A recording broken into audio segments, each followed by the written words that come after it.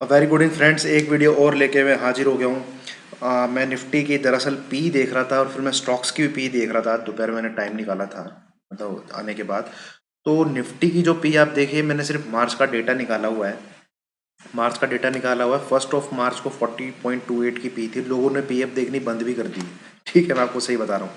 और ये सबसे बड़ी चीज़ है, सबसे बड़ी चीज़ है कि आ, लोगों का ध्यान ही हट गया है कि पी ऊपर चली गई। जो पी की बातें होती थी ना, कि पी की 28 पी आ जाए तो सब कुछ बेच बाच के चुपचाप बैठ जाओ, और 12 13 14 की पी आ जाए तो सब कुछ घर बार जमीन जमीन बेच के इन्वेस्ट कर दो। ठीक है दोस्तों, तो वो चीज़ें लोग भूल भाल गए हैं, क्योंकि मार्केट जो है अंधाधुंध ऊपर चले जा रहा है।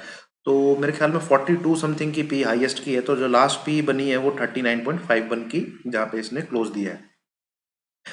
मेरा पर्सनल व्यू है, मैं जब तक निफ्टी के किसी स्टॉक में भी, निफ्टी 50 के स्टॉक में इन्वेस्ट नहीं करूंगा जब तक ये पी 28 के नीचे नहीं आ जाएगी। इन्वेस्ट करने का मतलब है दोस्तों लमसम 20-20 25-25 हजार के स्टॉक उठा लेना।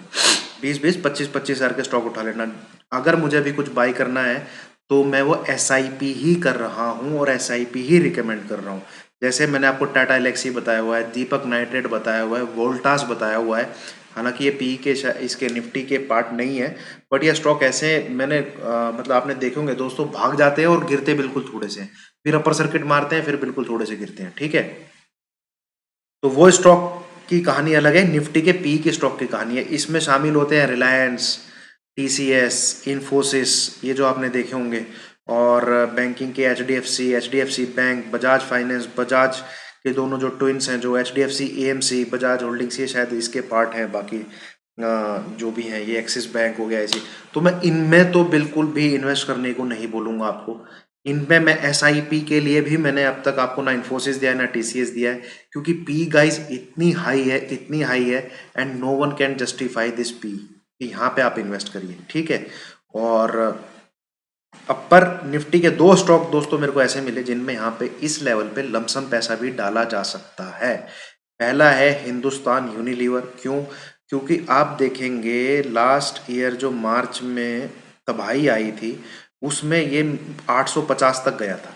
उसमें ये 850 तक गया था, और एक FMCG सेक्टर है, डिफेंसिव सेक्टर है।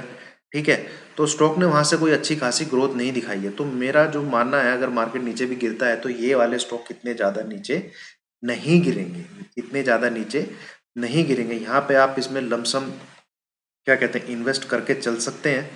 और ये एक ये ट्रेंड लाइन भी फॉलो कर रहा है। ठीक है दोस्तों,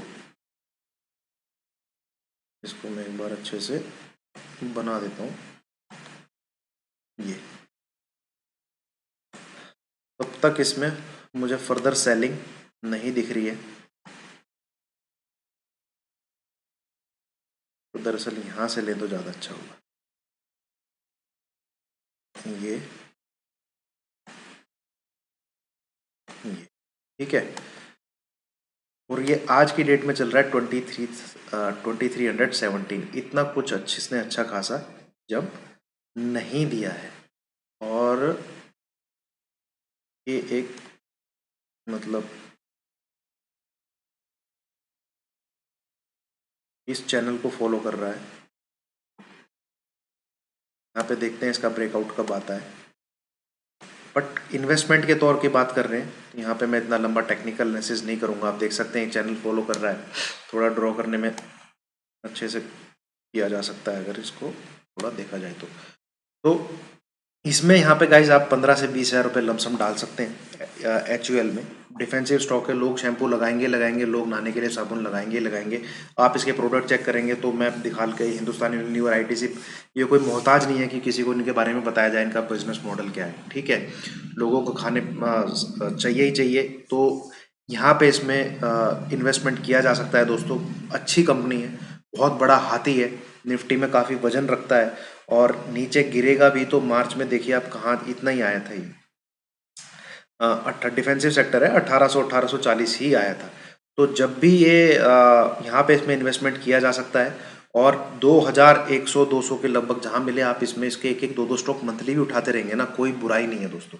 ये पोर्टफोलियो को एक तरीके से मतलब कभी कुछ ऊपर नीचे हो भी जाए तो ये स्टॉक का जो वेटेज होता है ना, वो आपके पोर्टफोलियो का रिटर्न बना के रखता है, वो आपके पोर्टफोलियो का रिटर्न बनाता है। और इस स्टॉक की चाल ऐसी है, ये 2-2 साल एक दायरे में चलता है, फिर एक जंप लेता है।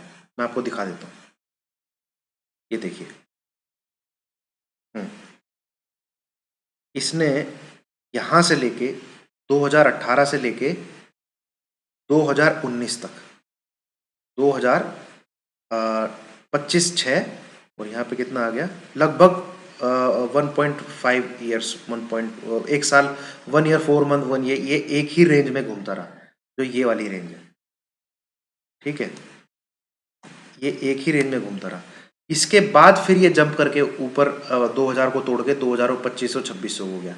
तो अब ये पिछले एक साल से एक ही रेंज में घूम रहा है। इस बार इसको तोड़ेगा, फिर ये ऊपर जाएगा। तो दोस्तों इनमें इतनी गिरावट की गुंजाइश नहीं रहती है, ये जो क्या कहते हैं डिफेंसिव स्टॉक है। तो यहाँ पे आप प्लीज इसमें लमसम पैसा डाल सकते हैं, हेल्दी डिविडेंड मिलता है आपको। डिविडेंड के रिटर्न ही आज से क्या कहते हैं, आप जोड़ते रहेंगे इन स्टॉक को, 5-5 10 साल बाद रिटर्न डिविडेंड से ही ज्यादा मिल जाएगा। दूसरा स्टॉक है दोस्तों आईटीसी। ये भी दोस्तों, ये तो बहुत पुरानी कंपनी है, बहुत पुरानी कंपनी है, 1910 की स्टैब्लिश कंपनी है। कंपनी कहीं नहीं जाने वाली है। अगर कोई मुझ पे मतलब मेरी बात माने ना, आज की डेट में सबसे बेस्ट इन्वेस्टमेंट उसके लिए आईटीसी ही है। और चुपचाप इन्वेस्ट करे और भूल जाए भैया 10 साल तक कि मैंने आईटीसी में कुछ डाला है। 5-5 रुपए का तो डिविडेंड दे रही है यार कंपनी, कौन आपको इतना डिविडेंड देगी।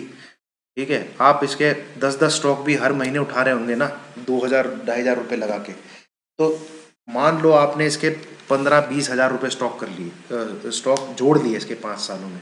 यार 5 रुपये का तो डिविडेंड ये आज की डेट में दे रही है। सोचो आपको डिविडेंड से कितना रिटर्न मिल जाएगा। स्टॉक के चलने की बात छोड़ दो, मान लो यहीं रुका रहा तो। ठीक है, तो ये 2 स्टॉक है दोस्तों, इनमें पक्का 15-15, 20-20 हज़ार रुपये आज की डेट में आप निफ्टी में लगा सकते हैं। अदरवाइज जो मैंने स्टॉक दिए हैं उनमें मैंने क्या कहते हैं एसआईपी की सजेशन दी है। और दीपक नाइट्रेट में आप हालांकि 2-2, 3-3 स्टॉक ज़्यादा उठा सकते हैं, वो बहुत अच्छा जाएगा दोस्तों, बहुत ऊपर के टारगेट मिलेंगे उसमें, दीपक नाइट्रेट में भी और टाटा एलेक्सी में भी। ठीक है, और नीचे के मैंने हर एक उसमें टेक्निकल भी आपको कवर करके बताया है कि नीचे में यहाँ पे इन पे सपोर्ट है, यहाँ पे जब आए तो आप इनको ऐड करते जाइए। और एसआईपी से अलग एसआईपी तो करते जाइए दोस्तों, इन जो मैं करोड़पति बनाने वाले स्टॉक बता रहा हूँ मैं आपको, 5 साल बाद मेरे को याद करोगे कि भाई ने क्या बताया था। ठीक है दोस्तों, तो निफ्टी की पी जो स्टॉक है, इन्फोसिस, टीसीएस, एचसीएल टेक, अगर इनमें आप मतलब पैसा डालने की सोच रहे हैं तो मेरी सजेशन तो यही रहेगी। जो भी आप किसी कंपनी आपको अच्छी लग रही है उसमें आप क्या कहते हैं एसआईपी ही करिए। ठीक है, लमसम पैसा जब डालिए जब ये निफ्टी तक पी 30 के नीचे नहीं आ जाती। उससे पहले मेरी रिकमेंडेशन तो है नहीं कि आप 20-20, 25-25 हज़ार रुपये आज की डेट में इन्फोसिस में लगाएं, टीसीएस में लगाएं। ठीक है, थैंक यू। हालांकि कंपनी खराब नहीं है, बट ये नीचे के रेट पे मिलेंगी दोस्तों, ऐसा नहीं है कि नहीं मिलेंगी। ठीक है, ये मार्केट इस पी को कोई जस्टिफाई नहीं कर सकता। चढ़ा के रखें जितना मर्जी चढ़ा के रखें, देखते हैं आगे जाके क्या होता है। बट जो मैं स्टॉक दे रहा हूँ वो दोस्तों आगे आने वाले टाइम के स्टॉक दे रहा हूँ। इनका टाइम आ चुका है और ये अपना चल चुके हैं, टीसीएस, इन्फोसिस, अब ये हाथी बन गए हैं, हाथी की चाल से चलेंगे। ठीक है, ये पोर्टफोलियो सिक्योर करने वाले स्टॉक बन गए। स्टॉक वो पकड़ो जो आगे जाके टीसीएस, इन्फोसिस बनने वाले हैं। ठीक है, थैंक यू सो मच।